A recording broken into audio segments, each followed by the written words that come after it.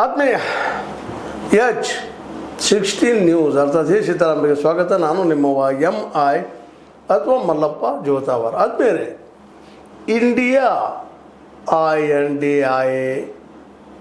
India ಸಂಘಟನೆ ರಾಜಕೀಯ ಪಕ್ಷಗಳ ಒಂದು ವಿರೋಧ ಪಕ್ಷದಲ್ಲಿದ್ದಂಥದ್ದು ಇವತ್ತು ಹಿಂದಿನ ರೀತಿಯಲ್ಲಿ ಮುಂದುವರೆದಿತ್ತ. ಯಾಕಂದರೆ ಅದರಲ್ಲಿ ಎಲ್ಲ ಹೆಚ್ಚುಗಡಿ ಪ್ರಾದೇಶಿಕ ಪಕ್ಷಗಳು ಮುಕ್ತ ಹಂತಕ್ಕೆ ಬಂದು ನಿಲ್ತಾ ಇದ್ದಾವೆ. ಅದರಲ್ಲೂ ಮಮತಾ ಬ್ಯಾನರ್ಜಿ ಅವ್ರ ಬಗ್ಗೆ ಭಾಳಷ್ಟು ವಿಶ್ವಾಸ ಇತ್ತು ಎಲ್ಲರಿಗೂ.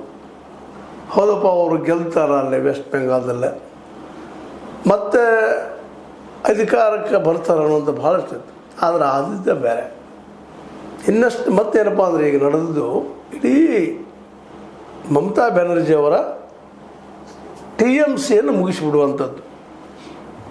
ಆಲ್ರೆಡಿ 20 MP ಗಳು ಜಂಪಾಗಿ ನಿಂತಿದ್ದಾರೆ, 50 ಶಾಸಕರು ಹೋಗಿ ನಿಂತಿದ್ದಾರೆ. ಹೀಗಾಗಿ TMC ಅನ್ನೋದು ಹಿತ್ತ ಇಲ್ಲಿ ಅನ್ನುವಂಥ ಪ್ರಸಂಗಕ್ಕೆ ತಂದಿರಿಸುವಂಥ ಕೆಲಸವನ್ನು ಮೋದಿಯವರ BJP ಮಾಡ್ತಾ ಇದೆ ಅಂತ ಸುದ್ದಿಗಳು ಬರ್ತಾ ಇದ್ದಾವೆ. ಹೀಗಾಗಿ ಇವತ್ತು ಒಬ್ಬಳಾಗಿಬಿಟ್ಟು ಮತ್ತು ತಮ್ಮ ಅಧಿಕಾರದಲ್ಲಿದ್ದಾಗ ಇನ್ನೊಬ್ಬರ ಜೊತೆ ಒಳ್ಳೆಯ ಸಂಬಂಧವನ್ನು ಬೆಳೆಸ್ಕೊಳ್ಳಿಕ್ಕೆ ಹೋಗಲಿಲ್ಲ. ಇದು ಭಾಳ ಗಮನಿಸಬೇಕಾಗಿತ್ತು.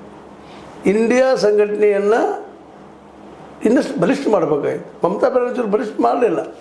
ರಾಷ್ಟ್ರಪತಿ ಎಲೆಕ್ಷನ್ದಲ್ಲಿ ಆಗಿರ್ಬೋದು, ಮತ್ತೊಂದರಲ್ಲಿ ಆಗಿರ್ಬೋದು, ಏನೇನೋ ನಿರ್ಧಾರ ತೊಗೊಂಡ ಮುಂದೆ ಸಂಘಟನೆ ಮಾಡೋ ಮುಂದೆ ನಿತೀಶ್ ಕುಮಾರ್ ಅವರು ಮುಂದೆ ಬಂದಾಗ ಅವ್ರನ್ನ ಮುಂದಿಟ್ಟುಕೊಂಡು ಒಂದು ರೀತಿ ಇವರು ಮೇಲ್ಮೇಲೆ ಇಂಡಿಯಾ ಸಂಘಟನೆ ಮೀಟಿಂಗ್ಗಳಿಗೆ ಹೋಗದೇ ಇದ್ದಿದ್ದು, ರಾಹುಲ್ ತಮ್ಮ ಪ್ರತಿಸ್ಪರ್ಧಿಯನ್ನು ಹೊರಗೆ ನೋಡಿದ್ದು, ಅದೇ ಕಾಲಕ್ಕೆ ಕಾಂಗ್ರೆಸ್ ಬಗ್ಗೆ ಭಯ ಹುಟ್ಟಿಸುವಂಥ ಪ್ರಯತ್ನ ಮಾಡಿದ್ದು.